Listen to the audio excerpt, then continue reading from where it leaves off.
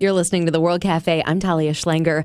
My guest is Grammy Award-winning guitarist and producer Eric Krasno. His collaboration credits sort of read like a who's who of the music industry over the past couple decades.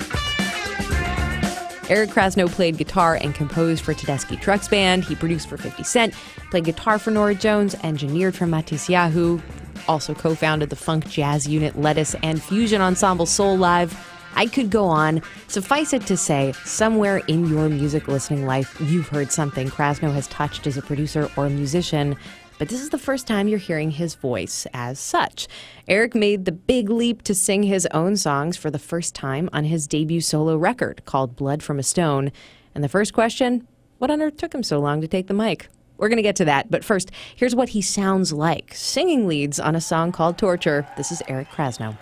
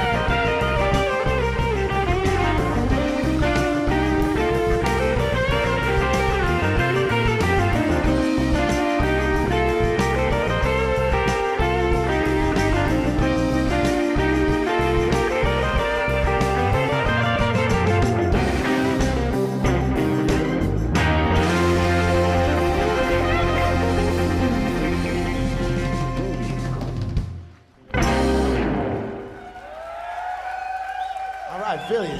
That was Eric Krasno and a band of killer musicians from the stage at World Cafe Live performing the song Torture off Eric's brand new record, Blood from a Stone. He's my guest here on the World Cafe. Eric, welcome. Thanks for having me. It's good to be here. It's a pleasure. Congrats on the record. Absolutely. Thank you so much. We've been having a lot of fun on the road and playing these tunes, and the band's starting to get warmed up and getting tight, and it's feeling good. It looks like you're having fun. It sounds like you're having fun. We're having a lot of fun. Yeah. So you've produced for and played with some heavy singers: Norah Jones, Aaron Neville, Susan Tedeschi, Nigel Hall, and you've been sitting on your own major vocal talent this entire time.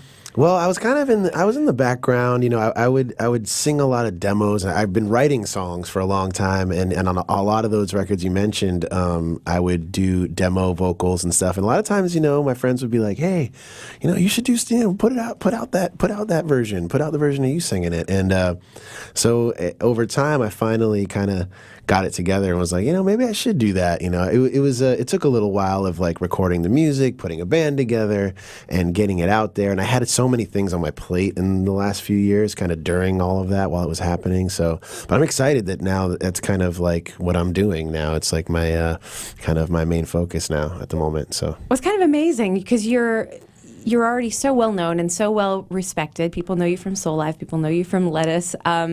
You're already a famous person, right? Yeah, but now you're building from the ground up, I guess, as a singer and a frontman. Does it feel weird?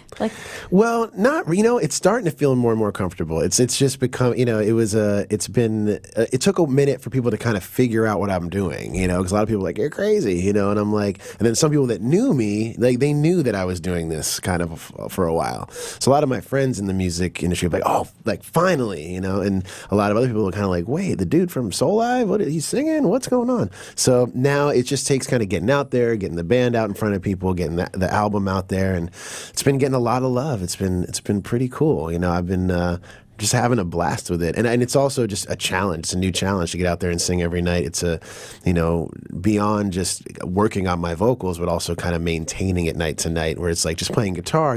It's physical. You have to make sure every day you're kind of like up to speed and you can perform. It's different than just grabbing a guitar and playing. Big time. Does it change the way that you play guitar to have to sing on top of that at the same time? It does, and I've been really working on that. See, that's the thing is that I did a lot of recording and writing and stuff where I'd be singing, but I never was performing with my guitar. So that's been, and I would sing backgrounds with people in the past, but so singing and playing has been a newfound challenge for me, which I love though, because every night I find myself, oh, now I can do this and sing at the same time. Oh, now I can do this, and getting better at it. But it's also great to have great singers and a great guitar player in my band, because every once in a while I can just not play and just sing, or not sing and just play, which is something that I really enjoy as well. Totally. Maybe at some point you'll get to the point where you put down the guitar on a guitar stand. We didn't see you do that yet today. That's doubtful.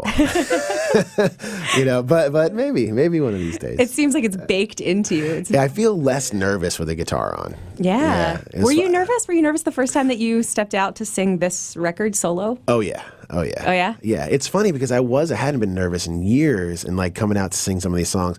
And also like when I was in the studio, I wasn't necessarily thinking, oh, I got to do this one in this key so I can sing these lines. I wasn't thinking technically about my voice. I was just like, oh, here's a great riff, and I'm going to sing over that. So, Eric, we've been talking so much about this sort of being your first foray as the lead singer of your own band, but when did the guitar start to grow as part of your body? Well, it goes pretty far back. I had music around me as a kid. My grandfather was a violinist and a piano player, and my brother is a musician. My brother played guitar. He had a band. He's a bit older than me. He's like 6 years older. So when I was a kid, his band would practice in my basement, and that was kind of like the thing. It's like my parents were like, hey, they weren't forcing anything on me. They were like, had me taking music lessons when I was little, like violin and piano. And I didn't really like gravitate toward those, even though I loved music and I was always like singing along with things as a kid. But when I heard them jamming in the basement and stuff, I was like, oh, I want to like. It was also I just wanted to hang out with the cool people, you know. I was like, I want to be down there, and I'd pick up an instrument, and they'd be like, dude, you got to practice that thing. Like, take that thing upstairs to your room and practice it. So my brother would let me borrow whatever. And at first I played bass because he played guitar, but I just like then I heard Jimi Hendrix, and that was it. I heard Jimi Hendrix and Led Zeppelin and a bunch of other stuff, and that was it. I wanted to play guitar, and. That I just went down the rabbit hole. I would sit in my room and play records, and put my headphones on and try to play along, and that was how it started. And then like I had a whole thing where I was into jazz and funk, and you know, so I kind of. You know, and it's now I've been kind of like diving back into things, and then now playing with Phil Lesh and friends. Like I had a little era of Grateful Dead where I was a Deadhead as a kid. Saw a bunch of Dead shows with my brother. And so I've had like all these weird little eras that have contributed to this melting pot of music that I now kind of make. Let's listen to one with your crazy guitar playing. I want to hear Curse Lifter. But before we do that, I just want to know your brother, your original guitar hero, is he still playing guitar? Not enough. But although actually recently, and it's funny because one of the things that kind of got us both into playing music together was going to see Grateful Dead concerts as a kid. So now that I've been playing with Phil, I've like got him like, because I have to practice the song. So like when we get together, like this summer we got together a few days, and I brought a guitar and we jammed Dead tunes just like it was like high school, you know. So and we plan on playing. We're like planning on you know, like for family stuff, we're gonna start playing together again, which I'm excited about. Nice. All right, let's hear some of those crazy guitar chops. The song Curse Lifter on the record. Yep. Derek Trucks joins you on this crazy guitar instrumental. Who's joining you on stage today? Today we've got Danny Mayer playing guitar with me, and he is a bad dude. This dude is playing a lot of amazing stuff. We've got Danny Mayer, Mary Corso on the vocals. Not in this song, but on all the other songs. Deshaun Alexander, we call him D-Vibes on the keys. Alex Shakur on bass, and Eric Kalb on drums. Nice. Let's hear what they can do. This is Curse Lifter by Eric Krasno and Illustrious Musical Company off his new record, Blood from a Stone.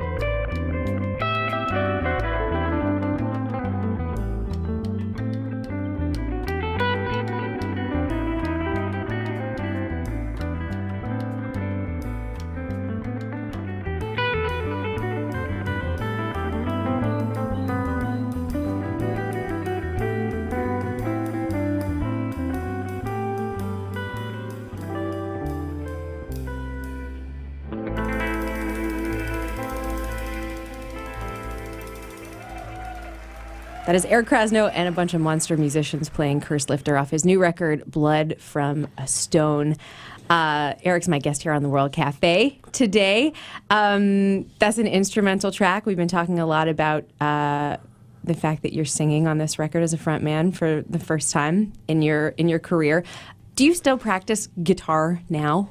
Like, you're so at the top of your game. Do you sit down and hunker down practice? I do for specific things more than anything. For example, when the Grateful Dead things happen when I play with Phil, he sends me like 40 songs for like tomorrow. So I have to basically spend so now I've just been kind of trying to learn the whole catalog. So when I'm home and I have a day off, I'll try to learn some of the complicated tunes and then I've done so many of these super jam kind of things where I've done the Bonnaroo Super Jam every year for a while, where we get all these awesome musicians together and we pick a huge list of songs, and we kind of learn them. So I'm it's mostly learning for specific events or learning new songs. But now I've been spending time trying to play and sing, like I was saying, because that's kind of a new thing for me. It's patting your head and rubbing your tummy sort of thing. Yeah.